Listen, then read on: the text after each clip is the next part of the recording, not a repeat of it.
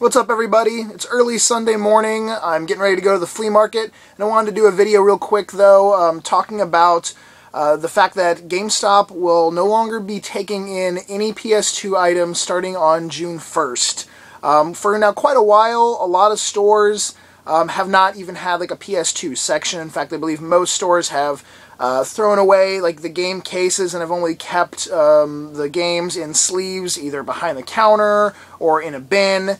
I know that most stores also, if the game wasn't going to sell for more than like $4.99, they would actually ship them off to special stores that basically would then have all the other games that are less than $5, you know, plus whatever they, you know, got in as trades. So it's been kind of hard to find complete in-box PS2 games pre-owned for a while now, and obviously it's just going to get even harder.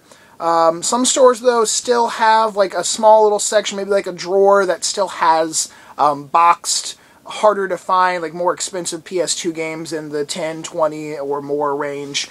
You just have to kind of ask because they're not out on the sales floor. I wanted to kind of bring up the topic of a lot of times when GameStop stops taking in a system and its games like the GameCube or Game Boy Advance, you know, Xbox, all the systems in the past, there's always a few games on each system that go up in value, become even harder to find.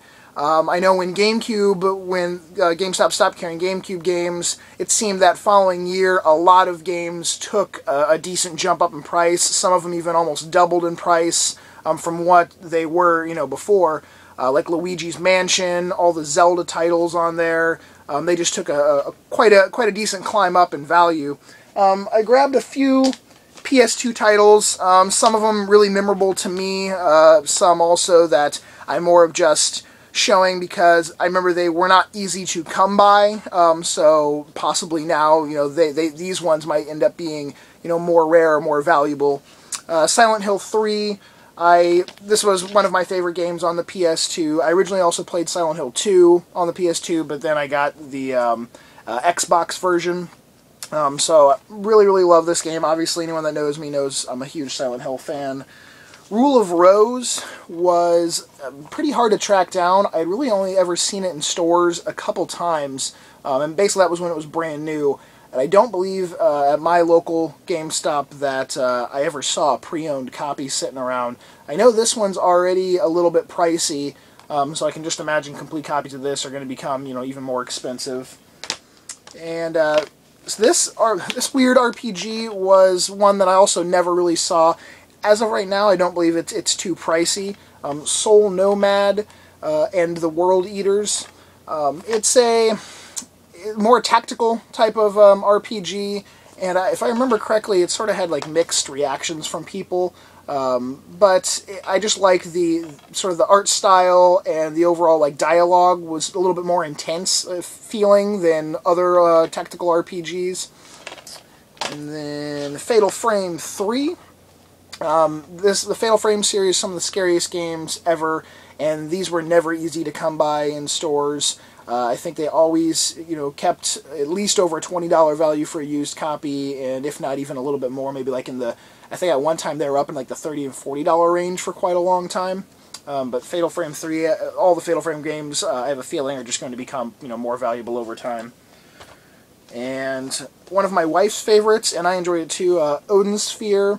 Awesome, beautiful artwork. These are the guys that also did Muramasa and Muramasa Rebirth that is coming out on the Vita. I've mentioned that quite a few times recently. I would definitely recommend checking out that game. An awesome multiplayer game, Baldur's Gate Dark Alliance 2. Now this is another one that has always seemed to be a little bit more expensive. I think pre-owned copies have hovered in like the $40 to $50 range. But it's a really cool game. One of the first, when I got back into garage selling, one of the first items I found at a garage sale was the Baldur's Gate 2 strategy guide for 50 cents, so that was kind of cool. And finally, probably one of my favorite Shin Megami Tensei games, Nocturne.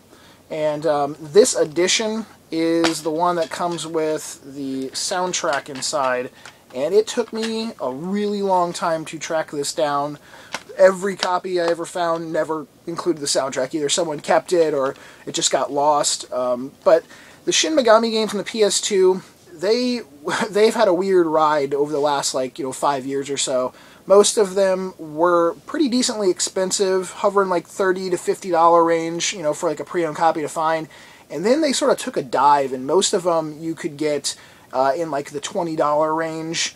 I have a feeling, though, that, now that PS2 is basically completely dead, that they will slowly start climbing back up. I have seen a couple of them already go back up a little bit, but this was one of my favorite ones, and it even has featuring Dante from Capcom's Devil May Cry 2 in it.